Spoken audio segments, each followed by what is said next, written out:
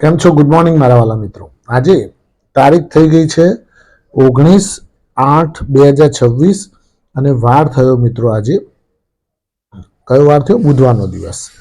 Weekly trading સેશનનો mid of the day અને બુધવારના દિવસે આપણે હર હંમેશ આઈઠોળા ગજાનન ગણપતિ દાદાને આપણે યાદ કરીએ છીએ, એમને કોટી કોટી વંદન કરીએ છીએ અને એમને આગળ કરી અને આપણે ચાલીએ છીએ. તો આઈઠોળા ગજાનન ગણપતિ દાદાના ચરણોમાં બધા જ સબસ્ક્રાઈબર્સ, બધા જ મારા વ્યુઅર્સ, મારા જેટલા મેમ્બર્સ છે, પેડ મેમ્બર્સ, બધા લોકોના કોટી કોટી વંદન. મિત્રો, બજારમાં હવે એક ડેન્જર ઝોનમાં આવી ગયું એવું લાગી રહ્યું છે કે સાલું ક્યાંક ને ક્યાંક બજાર બહુ ખતરનાક મોડમાં ફરી રહ્યું હોય એવું લાગી રહ્યું છે. કેમ કે તમે જુઓ તો બજારે લેવલો તોડતા તોડતા તોડતા છેલ્લા હું તમને કહી દઉં 1 2 3 અને 4 છેલ્લા 4-5 ટ્રેડિંગ સેશનમાં તમે જુઓ નીચેનું રૂખ જ છે. 24,154 બંધ આપી છે, એટલે 24,200નું લેવલ પણ તોડી નાખ્યું છે. તો શું નિફ્ટી 23,600 23,500 આ લેવલ ઉપર તો નહીં જ પહોંચી જાય ને? પાછી એ ડેન્જર ઝોન આવી ગયો છે. આ મિડ ઝોનમાં ફરી રહી છે અત્યારે. 24,500 24,600 24,500 આ બહુ મોટું લેવલ છે. આ 24,500 વટાવીને જો બે વખત ઉપરની સાઈડે બંધ આપે નહીં ત્યાં સુધી રિસ્ક રહેવાનું. આજે પાછું રહી જતું હતું કોસ્પી વર્લ્ડ માર્કેટની અંદર કોસ્પી પણ આજે ધડાકાભેર તૂટતો જોવા મળ્યો. એટલે સમજી લો કે કોસ્પી એટલે કે દક્ષિણ કોરિયાનો ઇન્ડેક્સ જો આટલો ઝડપથી તૂટતો હોય 4-5%, તો સમજવાનું કે ચીપ શેરો એટલે કે સેમસંગ ને એ બધી કંપનીઓ ત્યાં લિસ્ટેડ છે. સેમસંગ છે, પછી બીજી 1-2 કંપનીઓ છે જે લોકો સેમિકન્ડક્ટર ચીપ બનાવે છે. એ બધી કંપનીઓ તૂટતી જોવા મળશે. એ ફાઇનલ વસ્તુ છે, ખરું ને મિત્રો? કારણ કે ત્યાંના જેમ આપણે અહીંયા રિલાયન્સ છે એ રીતે ત્યાંના હેવી વેટ કહેવાય સેમસંગ ને બધા, ખરું ને? તો આપણે પહેલાં જોઈ લઈએ ગઈકાલનું બજાર કેવું રહ્યું, આજે બજાર કેવું રહી શકે છે, આગળ બજાર કેવું રહી શકે છે અને આજે કયા કયા સ્ટોક્સ એક્શનમાં રહેશે. આ બધી ઉપર આપણે થોડી નજર નાખવાની છે. ફટાફટ આપણે ટાઈમ ન બગાડતા ઝડપથી જોઈ લઈએ ગઈકાલનું બજાર. તો નિફ્ટી 132 અંકના ઘટાડા સાથે 24,154 અંક બંધ જોવા મળી અને સેન્સેક્સ પણ 492 અંકના ઘટાડા સાથે 77,235 અંક બંધ જોવા મળ્યો. હવે વાત કરીએ મિત્રો એફઆઈઆઈ ડીઆઈની એક્ટિવિટીની. તો એફઆઈઆઈ અને ડીઆઈએ તો ગઈકાલે કંઈક અલગ જ કર્યું.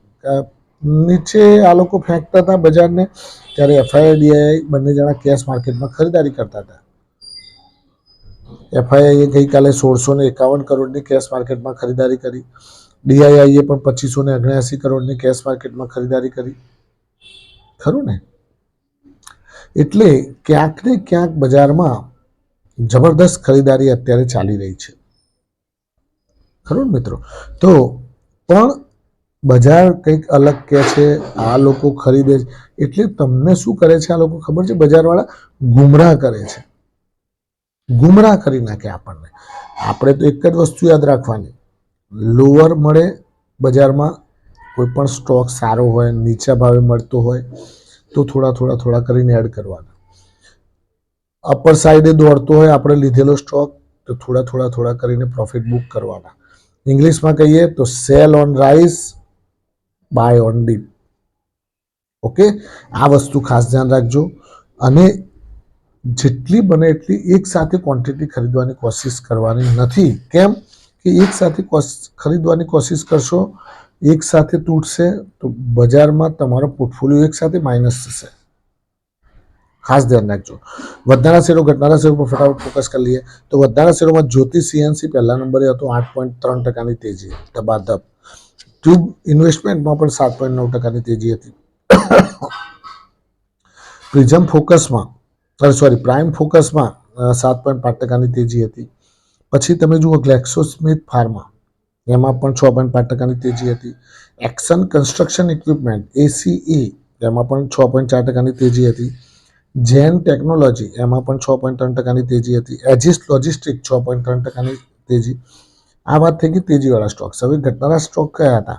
તો SBI કાર્ડ પહેલા નંબરે 4.2% મંદી, આઇનોક્સ વિન્ડ 4.1% મંદી, PTC 3.9% મંદી, ઓબેરોય રિયાલિટી 3.8% મંદી, ટોરેન્ટ પાવર 3.8% મંદી અને લોધા બ્રધર્સ એટલે કે લોધા ડેવલપર્સ 3.4% મંદી. મિત્રો ક્યાંક ને ક્યાંક રિયલ એસ્ટેટ સ્ટોક્સ પણ ગઈકાલે તૂટતા જોવા મળ્યા. લગભગ 2% જેટલી આઈટી ઇન્ડેક્સ તૂટી ગયો. આઈટી ઇન્ડેક્સ પણ 2% જેટલો સ્વાહા થઈ ગયો. એટલે આઈટીમાં પણ રિવર્સ ગિયર ચાલુ કરી દીધો લાગે છે.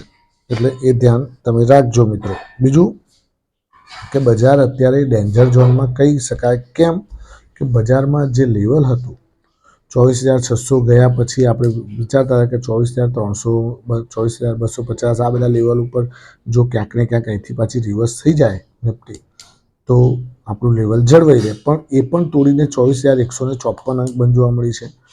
તો ક્યાંક ને ક્યાંક લેવલો આપણા ડેમેજ થતા હોય એવું જોવા મળી રહ્યું છે. એટલા માટે બીજું કે બજારની અંદર ક્રૂડ ઓઇલ છે $90 ઉપર પકડાઈને ઊભું રહ્યું છે. એટલે ક્યાંક ને ક્યાંક હોર્મુઝને લગતા પણ અત્યારે કંઈક ના કંઈક પ્રશ્નો આવી રહ્યા છે.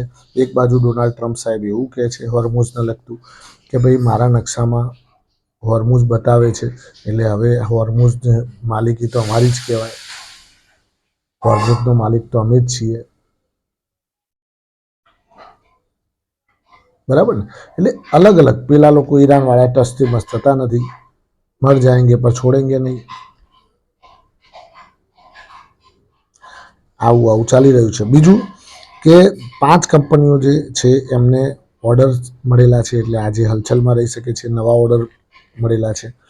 એમાંથી એક ઇન્ટરેક્ટ બિલ્ડિંગમાં તમે જુઓ ઓર્ડર મળેલો છે તો એમાં પણ આજે હલચલ રહી શકે છે. પછી એટલાન્ટા ઇલેક્ટ્રિકલ એમાં પણ ઓર્ડર મળેલો છે તો એ પણ હલચલમાં રહી શકે છે. પછી ક્રિસ્ટલ ઇન્ટિગ્રેટેડ એમાં પણ ઓર્ડર મળેલો છે તો એ પણ ક્રિસ્ટલમાં ધ્યાન રાખજો કેથી શરૂ થાય છે સ્પેલિંગ.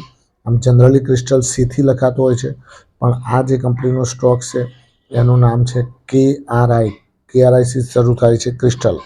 ઓકે. પછી રેલટેલ એટલે એ રેલવેનો સ્ટોક છે મિત્રો, એને પણ ઓર્ડર મળેલો છે તો રેલવે સ્ટોક્સની અંદર પણ આજે આ સ્ટોક્સ કદાચ ભાગતો જોવા મળી શકે છે. HG ઇન્ફ્રા એમાં પણ ઓર્ડર મળેલો છે એટલે એમાં પણ આજે હલચલ રહી શકે છે. ખાસ વસ્તુ મિત્રો આજે ગેસ કંપનીઓ પર થોડું ધ્યાન રાખજો કારણ કે ઇન્સેન્ટિવ સ્કીમનો લાભ કદાચ ગેસ કંપનીઓને આજે મળશે એટલે આજે ગેસ કંપનીઓ પણ હલચલમાં રહી શકે છે. ગેસ કંપનીઓ કઈ તો ખાસ ધ્યાન રાખજો.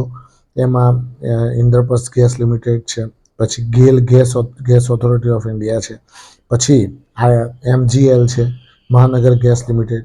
આ બધી કંપનીઓને ઇન્સેન્ટિવનો લાભ થતો જોવા મળશે. તો આ બધું આજના બજાર વિશે આપણે વાત કરી શકીએ. હવે ખાસ ધ્યાન રાખજો કે વૈશ્વિક બજારોમાં જ્યારે કોસ્પી તૂટતો હોય ત્યારે યાદ રાખવાનું કે સેમસંગ ને બધા તૂટતા હશે. કેમ કે એ લોકો ત્યાંના જેમ આપણે અહીંયા રિલાયન્સ છે એ રીતે ત્યાંના હેવી વેટમાં દક્ષિણ કોરિયામાં પણ સેમસંગ ને બધા આવે, ચીપ બનાવવાળી કંપનીઓ છે, બરાબર છે. એટલે ખાસ ધ્યાન રાખજો. એક સ્ટોક વિશે હું તમને કહું, ખાસ તમે એમાં લખીને રાખજો. 2 સ્ટોક્સ હું તમને જણાવું છું. બંને સ્ટોક્સ લાંબા ગાળા માટે કોઈને ખરીદવા હોય તો જ્યારે ડીપ મળે ત્યારે તમે એડ કરી શકો છો. આ બંને સ્ટોક્સનું નામ પહેલા નંબરનો સ્ટોક આપું છું એનું નામ છે મિત્રો CG પાવર. મને એટ્રેક્ટિવ લેવલ ઉપર લાગી રહ્યો છે અને ક્યારનો કન્સોલિડેશન કરી રહ્યો છે. 850 થી 900નું લેવલ વચ્ચેનો ભાવ ધીમે ધીમે એડ કરવાનો લેવલ કહી શકાય CG પાવર. પછી બીજા નંબરનો સ્ટોક છે મિત્રો મિન્ડા કોર્પોરેશન પણ 750ની આસપાસનો ભાવ છે. એમાં પણ ખાસ ધ્યાન રાખવા જેવું છે. લાંબા ગાળા માટે આ બંને સ્ટોક ઉપર તમે ખૂબ જ ફોકસ કરજો. જ્યારે ડીપ મળે ત્યારે તમારા ફાઇનાન્શિયલ એડવાઇઝરને પૂછી અને પછી જ એડ કરજો કારણ કે આ સ્ટોક્સ તમને ઘણી વખતે સારું રિટર્ન પણ આપતા હોય છે અને ક્યાંક શોર્ટ ટાઈમ માટે તમે લીધા હોય અને કદાચ નીચે જાય તો તમે કહેશો કે આ તો તમે આપ્યું તો પણ નીચે ગયો, પણ નીચે આ લોંગ જર્નીવાળા સ્ટોક્સ છે. શોર્ટ ટર્મ જર્ની માટે હંમેશા રિસ્ક તો રહેવાનું છે. આર યા પાર. ખરું ને મિત્રો? થેન્ક યુ, ખૂબ ખૂબ આભાર મિત્રો. આજનો દિવસ તમારા માટે શુભ રહે, લાભદાયી રહે, ફળદાયી રહે એવી માય પ્રોફિટ પોઈન્ટ ચેનલ વતી આપ સૌને શુભકામનાઓ. Thank you.